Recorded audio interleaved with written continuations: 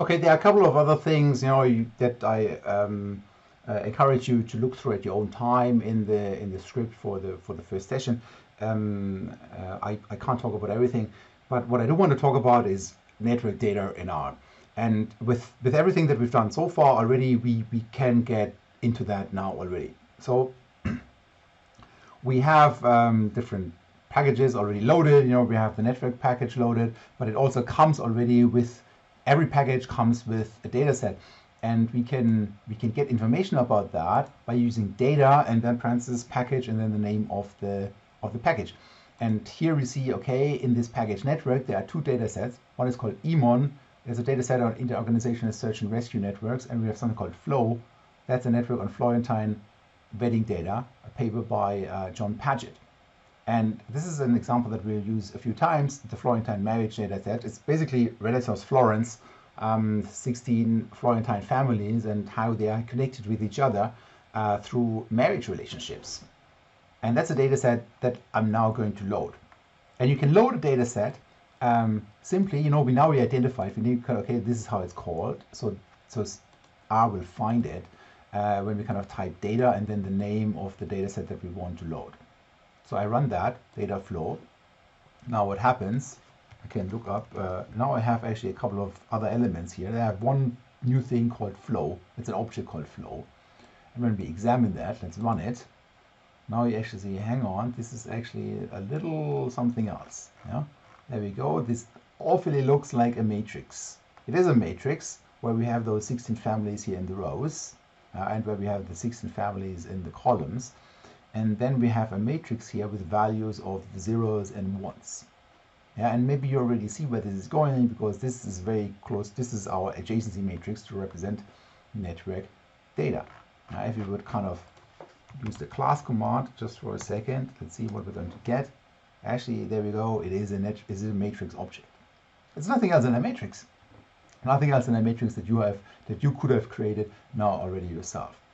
And once you have a matrix like that, this is the starting point for creating a network object. And this is essentially where we want to go. Because once you have a network object, then you can do all sorts of things with it. Then you can tell R or the StatNet package, calculate the betweenness centrality score of everybody in that network. Or calculate the closeness centrality score of everybody in that network. Or the degree centrality scores. So we now need to turn this matrix that we have into a network object. Now, how do we do that? Well, we essentially do it with a command called network. The command network, it lives in a package that is also called network. And here it says it constructs, coerces to, or test and print network objects. So it does all sorts of things. So network and then an X, and X should be here a matrix given the network structure in adjacency, incidence, or edge list form. Otherwise an object of class network. Okay, so let's ignore the second half of that, incidence or edge list form. Let's focus on the first part. So this network should be a matrix given the network in structure in adjacency matrix. We know what an adjacency matrix is. It is like an n by n matrix where you have n nodes and the index ij tells you whether the node I has a link to node j.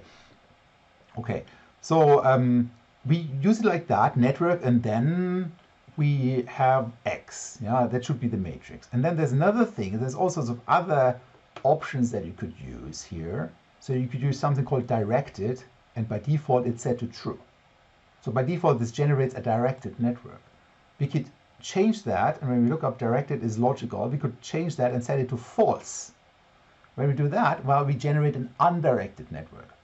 And that's quite important because then that information is stored as metadata with that network object. It's not just the adjacency matrix anymore. It's also all sorts of other information about the network that is stored in there, and whether it's directed or whether it's undirected.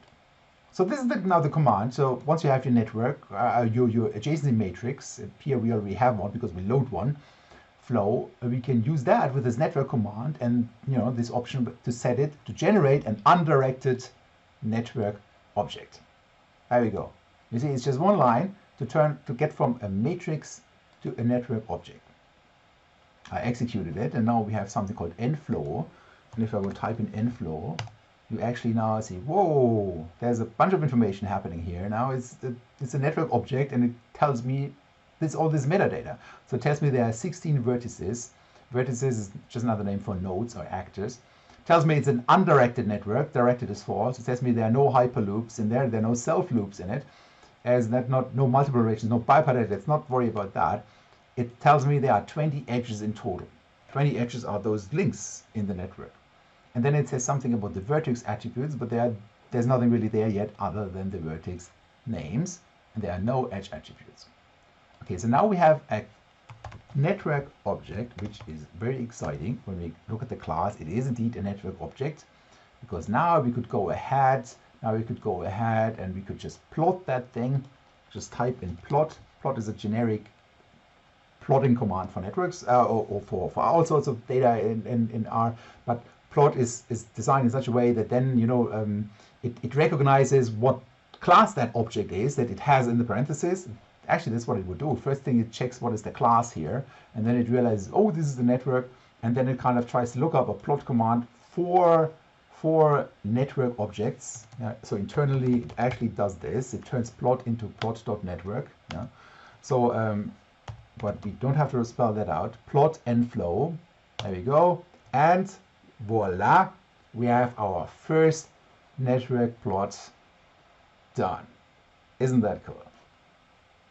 And there's an option in this plot for networks. Let's look it up. You know, I could look up the help files for plot network. Here we go. And there's all sorts of stuff that you can change. There's a lot of stuff that you can change. Let's start very simple and change this display labels. It's somewhere hidden down here. Display labels, here it goes. Boolean should isolate. No, hang on. Display isolates, display labels. There we go. Boolean should vertex labels be displayed. So let's set that to true and see what happens. Run that line. Okay. You see, now it doesn't just plot the network, but it takes the information that it finds under here, vertex names. And by default, it kind of took the labels of the matrix, put them in there, and it plots them next to the actual nodes. Fantastic. Yeah? So we can look at the network. We've already done that before. And now let's kind of go in the reverse. Oftentimes, you know, we had this asMatrix command that we saw already earlier. asMatrix takes something and it tries to make a matrix out of that.